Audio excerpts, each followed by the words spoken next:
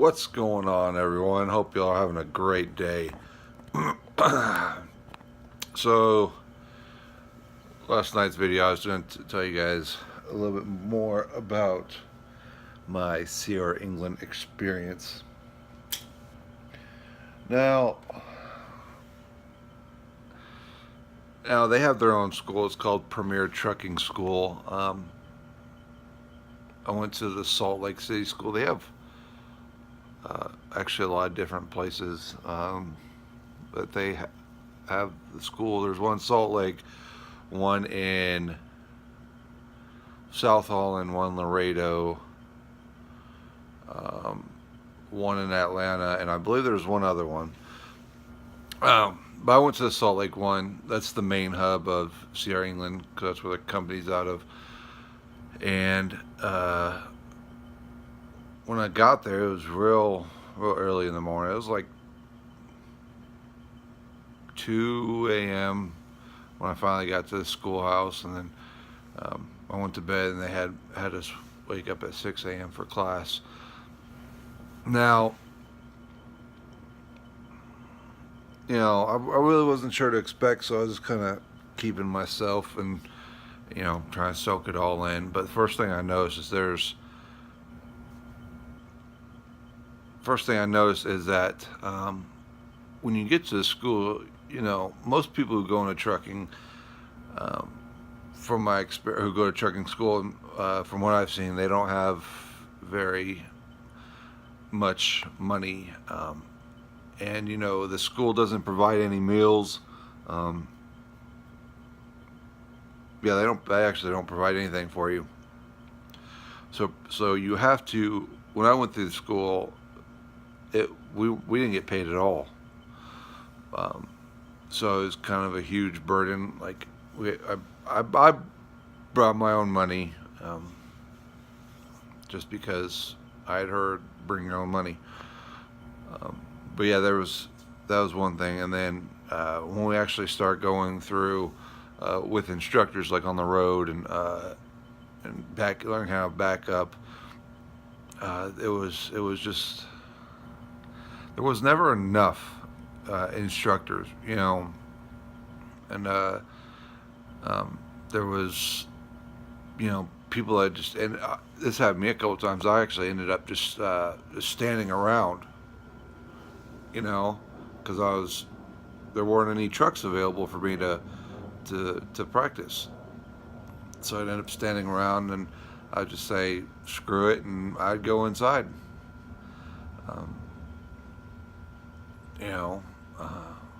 I really don't have anything good to say about the Sierra England school, just because, before you start school, they say that they'll pay your schooling for you, but what people don't realize is that they have you sign a contract saying that you'll work for them for 12 months, and your prior military, it's 9 months.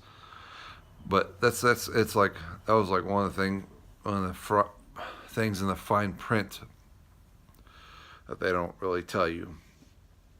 So if you are thinking about becoming a truck driver, do not go to Sierra England.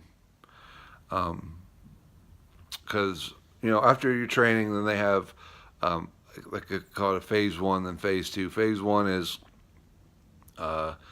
when they stick you with a trainer, it's someone who's been driving 6 months or longer, and for about a month, 4 or 5 weeks,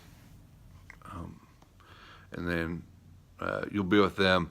But the thing about that is you're not getting paid by the mile when you're with the trainer. You're getting paid $10 an hour when you're behind the wheel, and then your state's minimum wage while you're on duty but not driving.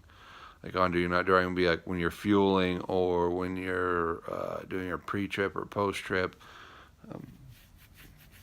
which, and they also had a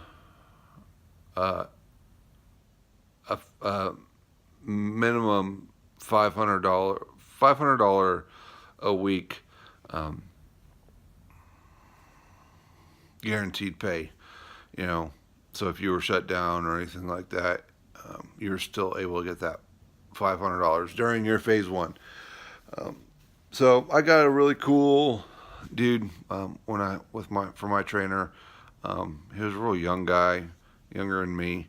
Um, been only driving for like 8 months, so it was definitely a learning experience of having to try to figure out everything. Because there's things that he didn't know um, that we kind of learned together, which was awesome. We spent 5 days, broke down Nashville, which was not fun because I was still broke. So, um, and then after your phase one, they call it phasing up because you go from phase one to phase two. You have to go back to a schoolyard. It's usually either Laredo or Scott City, or not Laredo or Salt Lake City. Sorry, my mind's all scattered again. But you go there, you take a backing test, and then they take you out on a road test. So I did all that, but before I did that, I had a family member pass, and they were like, "Well, you have to upgrade before we can let you go home." I was like, "Well, that's weird because that's a family member. It's not like a friend, you know." So I upgraded, and then after I upgraded, it still took them 4 days to even find me a ride to get home.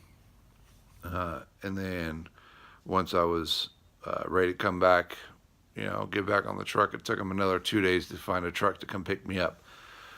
So I got picked up, did a couple runs, and me and a buddy of mine, we were like, "Hey, let's team up." Um, I was like, "Okay, cool. Where are you at?" He's like, "Oh, I'm headed back to Salt Lake." I was like, "I'm in Boise." I was just picking up a load of potatoes, actually. I know it's kind of ironic, potatoes in Idaho. Um, but yes, we did end up. Um, we did end up teaming up, and that was cool. He's a cool dude and all that until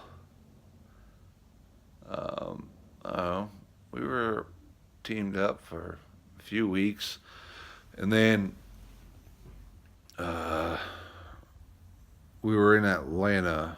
Well, yeah, in Atlanta, and then some dude rear-ended us, and it was just a big old mess. And my teammate, actually ended up getting fired over it. It's they want to talk about how much of a shortage there is of truck drivers, you know, uh, and it's just like. Um, if it's not the driver's fault, why are you going to fire him over it? But I've heard that's a constant issue that drivers always have to go through. Um, but yeah, and I had to go home on home time, um, so I went home. Shortly after that, I went home on home time, and then I started thinking about it. I talked to my fiance about it, and we agreed that the pay that I was getting paid was not worth the amount of miles I was putting under my belt. So I told Sierra England to come get their truck, and now I start orientation tomorrow for national carriers. So now, since I have less than 6 months experience, I'm going to have to get on with another trainer with national, which is okay, whatever. Um, but yeah, that's my whole experience from CR England. It should be. I'll let you guys know how orientation goes tomorrow. So, but anyway, if this is your first time checking out my videos, go ahead and smash the thumbs up button. Go ahead and subscribe. And we will see you guys later. Have a great night.